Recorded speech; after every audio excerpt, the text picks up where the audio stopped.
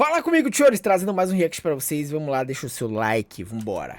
Olá, amante do terror. Olá. A morte pode ser descrita como o evento onde a vida de uma pessoa acaba. Um dia, ela tá respirando, se movimentando e falando. No outro, ela é apenas um corpo enrijecido, gelado e sem vida. Alguns temem a morte, outros dizem que ela é parte da vida e que é a única certeza que nós temos enquanto estamos vivos, a de que todo mundo vai encontrar o seu próprio fim. A morte tem muitas formas, e nisso você pode interpretar de muitas maneiras. Seja no sentido figurado, onde uma pessoa pode morrer de velhice, num acidente ou num assassinato, seja no sentido literal, onde nós temos as representações físicas da morte, sendo a mais clássica entre elas uma caveira com um manto e capuz preto, que usa uma foice como instrumento. Você já parou para pensar no motivo para a morte usar uma foice? É também pelo motivo que ela é chamada de ceifeiro, porque o termo vem de ceifa. Ou seja, da mesma forma que um fazendeiro faz a ceifa para colher plantas e ervas, a morte faz a ceifa para coletar as almas, assim as levando para a vida após a morte. É um simbolismo muito antigo que retrata a morte. E é bizarro, teve até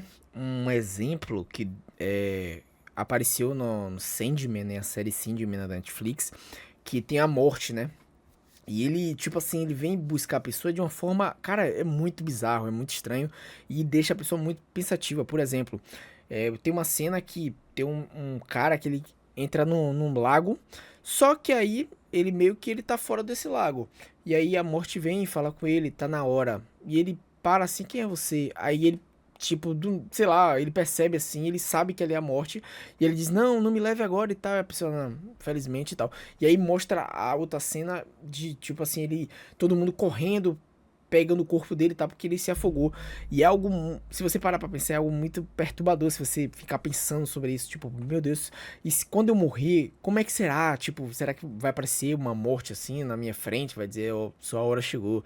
É muito bizarro de se pensar isso, cara. Eu sinceramente tenho medo da morte, cara. Muito medo da morte. Como sendo equivalente a um fazendeiro esperando até que a plantação cresça e seja a hora de ceifá-la, para que assim ele a colete. Mas a caveira com a foice é só uma das várias interpretações. Podemos tomar como exemplo a série Supernatural, onde o ceifeiro tem inúmeras formas. Ele explica que a morte é muito velha, mais velha do que a própria existência, mais velha até mesmo que Deus, e explica que tudo o que vive um dia morre, não importa quem ou o que seja, não importa o seu poder.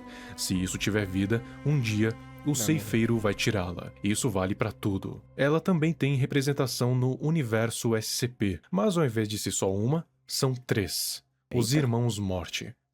Ixi. A morte menor é o irmão caçula entre os três, e aquele que detém o menor poder também, justamente por ter nascido mais tarde. Ele é responsável por ceifar a vida de indivíduos.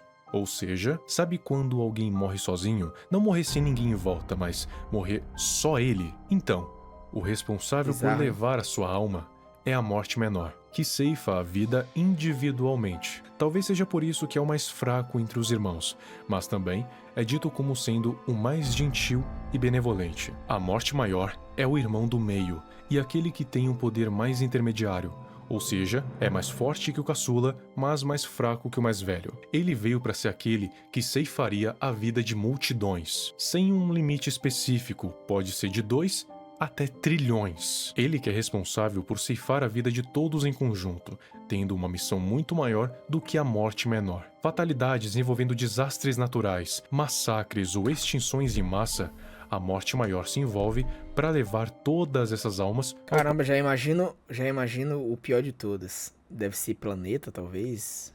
pós-vida. Tipo, e por fim, temos talvez? a morte de todos. Esse é o irmão mais velho, aquele que é dito como sendo tão antigo quanto a própria criação, e também como tendo parte no início dela. Ele é o mais poderoso entre os três, e por ser a morte de todos, dá pra dizer o porquê. A função dele é mais simbólica, porque ele não interfere nem com mortes de indivíduos e nem de multidões. Como a morte de tudo foi responsável pelo início, também vai ser responsável pelo fim. Isso significa que, assim como o próprio codinome dele diz, ele vai ser responsável pelo fim de todas as vidas, seja de humanos, anomalias, alienígenas, até mesmo Vale pelo que eu os disse. deuses cósmicos. Todos eles um dia vão conhecer o seu fim. E quem vai ser responsável por ceifar essas almas vai ser a morte de todos. Tanto que ele é temido pelo Exato. próprio Rei Escarlate, pra você ter uma noção. Ele é o mais próximo daquela morte do Supernatural, que diz que um dia também vai ceifar a vida de Deus, já que, além dele ser o mais poderoso, também está destinado a levar a vida de todos os deuses também. Nisso a gente chega no ponto principal do vídeo. E desculpa se eu falei muito na introdução, é que quando me empolgo é assim mesmo. Você já assistiu o filme Gato de Botas 2? Se não, eu já aviso que esse vídeo pode conter alguns spoilers. Então, continue por sua própria conta e risco. No filme, o protagonista é o Gato de Botas. E tem uma crença que tá mais pra uma superstição de que os gatos teriam 9 vidas. Aqui seriam 7, mas lá fora pela gringa... Sabe o que eu acho? Eu acho que é totalmente aleatório aqui o que eu vou dizer, não tem nada a ver com o vídeo. Mas eu tô aqui percebendo, tipo, eu acho que ou o Viral, porque eu acredito que ele que editava os vídeos, né, dele, pelo After Effects, que ele já falou uma vez. Mas eu acho que ele cansou de ficar editando aqueles vídeos super produzidos, super editado, e ao invés de botar aquela super edição, ele colocou a cara dele, sabe? A cara dele você vê que aparece muito mais várias vezes, não aparece mais aquela edição topíssima tal como antigamente. Então eu acho que chega uma hora que cansa, velho, literalmente cansa muito São ficar 9. sempre editando aqueles vídeos. E ele, tipo, postava vídeo a cada um dia, né? Tipo, a cada 2 dias, no caso, né? Segunda, quarta e sexta. Então, né? Cansa Independente, se bastante. acredita que o gato tem mais de uma vida e que toda vez que ele morre, 7 vidinhas. ele gasta uma delas até chegar na sua última. Que E coisinha aqui fofa. o gato é um aventureiro fora da lei, que sai por aí caçando perigos à torta e à direita. E claro que com esses perigos vem o risco de vida. O que o filme deixa bem explícito é que nesse universo, a crença de que gatos têm 9 vidas é uma realidade. Os gatos literalmente têm 9 vidas, e o de Botas, com os seus envolvimentos Não era com 7? perigo, acabou morrendo Aumentar? 8 vezes, o que significava que só tinha uma vida restando. E o resto do filme é ele tentando chegar na estrela para conseguir realizar o seu desejo de ter novas vidas de volta. Mas existe um pequeno empecilho nessa jornada, um dos inimigos mais assustadores que o gato já enfrentou até agora. Enquanto o gato estava bebendo em um bar para esquecer dos problemas, uma figura misteriosa de repente aparece do seu lado. Daí você já percebe que esse cara não é nem um pouco normal. Mas até então, nada muito fora dos padrões. Ele começa a assobiar uma melodia que vai ser bem presente nesse filme inteiro, que é essa aqui.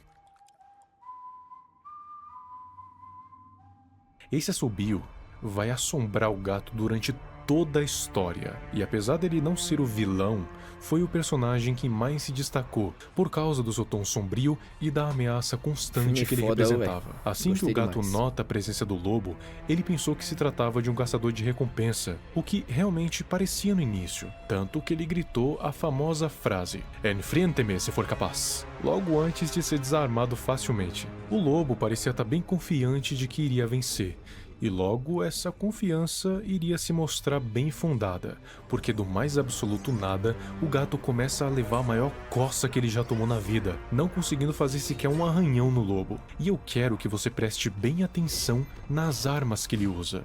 Sim, 2 foices. E já já a gente chega lá. Depois dessa surra, o gato sente um pavor imenso, o maior medo que ele já sentiu na vida, o medo de morrer. Isso porque quando ele tinha 9 vidas, ele pensou que era imortal, tanto que ria na cara da morte. Mas agora que estava na última vida, ele sentiu que realmente essa poderia ser a última vez que iria respirar. Então ele tomou uma decisão que raramente ele tomaria: fugir. A partir daí começa uma perseguição insana. Como eu disse, o lobo não aparece a todo momento, e sim só naquelas situações cruciais. E se você reparar bem, desde o início do filme, ele sempre esteve lá, observando no fundo. Ele tá mais ali como um easter egg e raramente você vai conseguir perceber. É só pra você parar pra pensar que, quando ele fala que ele sempre esteve lá, é na forma literal. A segunda vez que o lobo apareceu foi quando o gato, a Kitty e o perito estavam escapando dos domínios do Jack Horner, depois de roubar o pergaminho que iria permitir que eles fizessem o desejo. Ele apareceu no meio da multidão. E o que é mais intrigante é que ninguém parecia estar percebendo ele. E por mais que possa ser porque a multidão estava mais preocupada com o dinheiro, dificilmente um lobo bípede com mais de 2 metros de altura passaria despercebido. Eu tenho pra mim que o lobo consegue manipular quem vai ver, quando e onde, porque o ele é a que morte. torna ele bem mais assustador. Quando ele aparece, ele coloca 2 moedas nos olhos, e para quem não sabe, essa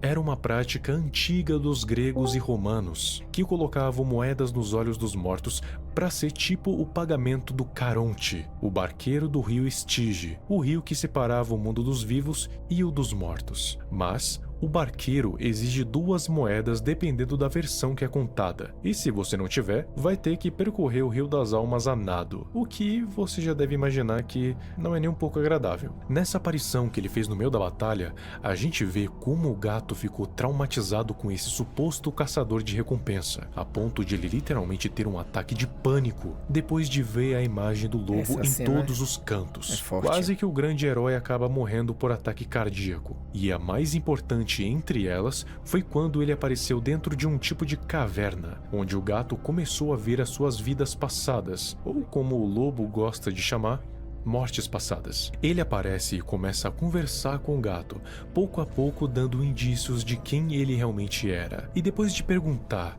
se não era o gato quem ria na cara da morte, finalmente o gato se dá conta de quem era aquele lobo. A própria morte. Isso quer dizer que ele não é apenas uma manifestação da morte, ele é a própria morte, na forma mais simples e pura da palavra.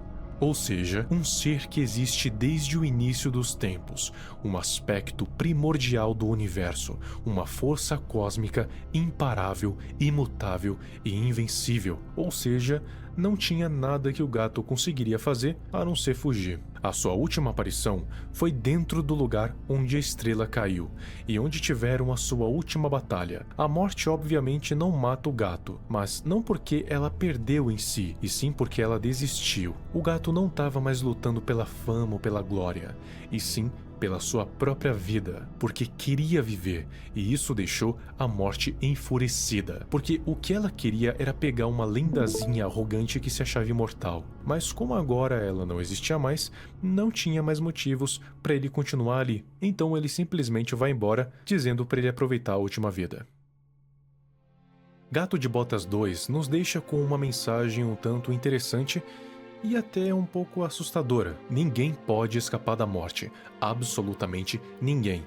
É isso que torna todos os seres do universo iguais. Porque todo mundo vai morrer, mais cedo ou mais tarde. Por isso você deve valorizar a sua própria vida, porque ela é um dom divino, concedido a você por pura sorte. E você deve valorizá-la, porque senão a morte vai pegar. Ela pode não vir na forma de um lobo branco e bípede ou uma caveira com uma foice, mas pode vir na forma de uma doença terminal, um carro desgovernado, um acidente aéreo, um desastre natural, até mesmo um lugar errado numa hora errada. A morte tem muitas formas, abstratas e não abstratas, por isso você nunca sabe quando de fato ela vem. E se por acaso quiser saber mais sobre as outras mortes que eu citei aqui antes, os vídeos vão estar aparecendo aí na tela. Dê o valor à sua vida, senão a morte vai tomar. Que vídeo, caralho. Esses vídeos de morte, essas coisas assim, deixa a pessoa bem reflexiva, porque a gente perde cada segundo da nossa vida, às vezes por besteira, sabe? Com algumas besteiras que a gente faz, a gente, em vez de valorizar, sair mais, viver mais a vida, parar de brigar com as pessoas, às vezes a gente, sabe, perde tempo, perde pessoas nas nossas vidas por causa de besteira, sabe? A gente podendo valorizar não só a nossa vida, como também valorizar as pessoas que estão ao nosso redor, tentando nos ajudar, sabe? Pessoas que se importam de verdade com a gente, oportunidades que brotam e às vezes a gente joga fora, então são coisas que a gente tem que valorizar de fato, né? Porque uma hora chega, né? E será que a forma que você viveu valeu de fato a pena, né? Então, fica aí uma reflexão pra vocês. Que vídeo incrível, me deixou bem reflexivo, mas é isso. Comenta aqui embaixo o que é que vocês acharam. Você tem medo da morte? Comenta aqui que eu quero muito saber, tá bom? Tamo junto, manda sugestão aí de react pra eu reagir nos próximos dias. Tamo junto, valeu, falou, tchau.